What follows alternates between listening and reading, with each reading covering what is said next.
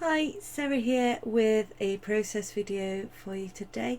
This one is a bit of an altered art project. I got this miniature chopping board from a pound shop, I can't remember which one, and I've decided to alter it to create a kind of kitchen home decor piece. I'll be using the products that I got from Paper Pen and Plan, which is in a previous haul video. I will link it below if you're interested. And I'm also using some of my ManxyCat Bloom flowers, and the pumpkins that you can see there are not included in this video or anything. I just decided to get them gessoed while I was gessoing this, so that's why they're there in case you're confused. So to begin with, I've coated it in 3 layers of gesso. Then I'm just ripping up papers from the box and just adding these for a bit of extra interest in the background. As it goes along, it'll look quite strange and loud for the want of a better word, but I do tone it all down later on as I go along, as you'll see as the process goes along. So now I'm happy with the torn up pieces of the orange paper here. I am just applying some gel medium, this is matte gel medium, to the underside of them to glue them down, and then sealing them over the top. And then after that I add a touch of gesso around the edges because I felt like it looked too stark, so I wanted to add a little bit of white around the edges. So I've just roughly done that, and now I'm going in with my first stencil. This one I believe is from Bramble Fox, one of the stencils from Morag shop. And next I'm applying some crackle paste and just smudging it over. I'm smudging it over some of the stencil work as well. I just want to have a few areas that have nice crackly effect on them. So once I've applied it, I then just make sure that I blend all the edges, and as you can see, ta-da, like magic, there's lots of crackles there. The crackle paste works best if you do let it dry naturally, so I did leave this either probably overnight or for the day and return to it in the evening. Now I'm using some of the Dilutions paints that I got recently from Paper Pen Plan as well. And like I say, it's very loud, it's very bright at the moment, but I do tone it down afterwards. So I'm just applying the paint to the board, and then I'm spritzing it with water to help move the paint around, because it is heavy, quite heavy bodied acrylic paint. So a bit of water while it's wet, you can move it around quite a bit, but then once it's dry, that's it, it doesn't budge. So now that is dry, as you can see, it has dried slightly lighter.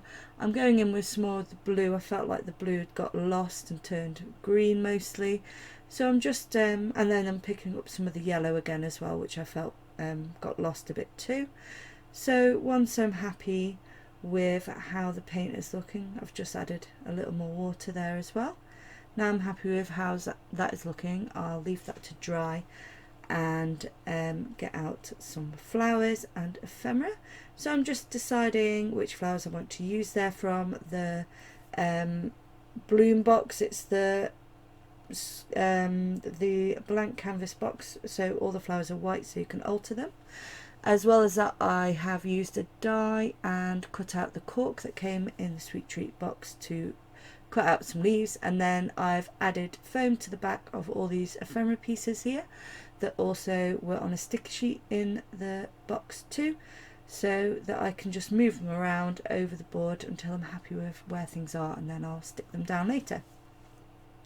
So now I want to tone down this background and also add a little more interest, because the first lot of stenciling has faded into the background behind the colour, so I wanted some bold white on top of it. It does dry a bit paler anyway, it doesn't stay quite so stark as that, as you can see. And I'm also from the box using some of this gauze or cheesecloth, whichever you want to call it, just to add some nice texture into the background before I add my florals, leaves and ephemera on top of that. So in order to stick this down, I've got out my matte medium gel again, and I'm just putting it down on a diagonal down the board because I've got a general idea of how I want it to look, and I want the flowers to start at one corner and drift down from corner to corner. So now I'm happy with where I've put that cheesecloth. If I need any to be removed, I can just trim it out after it's dry. But whilst it's still wet and whilst the leaves can secure over the top of that, because it will dry clear and matte so you won't see, I'm just applying these cork leaves too, and also the doily in the middle. And now that is all pretty much dry, I'm now adding some gel medium to the foam on the back of the ephemera pieces and deciding exactly where I want everything to go. And because I want to add the flowers as well, I'm just going to slowly build up how I want it to look from that top corner, add the flowers there first and then work my way down to the other corner. So if I need to trim out some more flowers, I can grab some more to add on.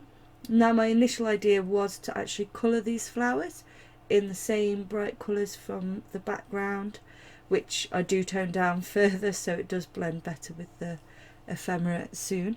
But I ended up deciding not to colour them in, but I have shown in a few other projects how you can colour these flowers. They take to being coloured very, very well. They absorb the paint really nicely, especially distress oxides, they work wonderfully with them. So as you can see, I've just arranged things where I want them by adding just little dabs of the gel medium. It takes a while to dry, so you've got plenty of wiggle room, but then once it's stuck, it is stuck. It's really good adhesive. And now I'm just doing some dry brush gessoing around the edge, not adding any water because I want it to have a bit of a distressed look to it. And first off I go all the way around the edge, and then I come back in and start blending the colour in towards the centre, just to mute down some of the colour a little bit, and also to take out some of the colour that's dripped down the sides. I don't mind a little bit because, you know, it's homemade, so I'm happy for it to look like that, but I did get rid of some of it. So as you can see, I've sped it up and cut a little bit out because it did take a little bit of time, but all I've done is just gone over it. I've even added a little bit onto the ephemera pieces as well, just toned the whole lot down, including the doily and the cork leaves. You'll see in the close-ups at the end a little bit more in detail. And the final touch is I wanted to alter the flowers, but only slightly. I just wanted to give them a little bit more definition and a little bit of a vintagey look. So I've taken the pen that came in the sweet treat box as well, and I'm just applying it sparingly over the leaves, just so it hits just the edges, and then while covering most of the ephemera up a bit with the stickers, so that they don't curl, I'm just spritzing some water on, and that will start the ink activating a little bit. And then I go in, I've just sprayed water onto my glass surface, and I'm just going around and just smudging the colour a little more where I feel like it's not really activated properly. And then that is it done. So thanks for joining me today. If you enjoyed the video today, then please do like and subscribe if you haven't already, and I'll see you in my next video. All details about the products used will be linked below where you can go find them. So have a great day everyone. Bye.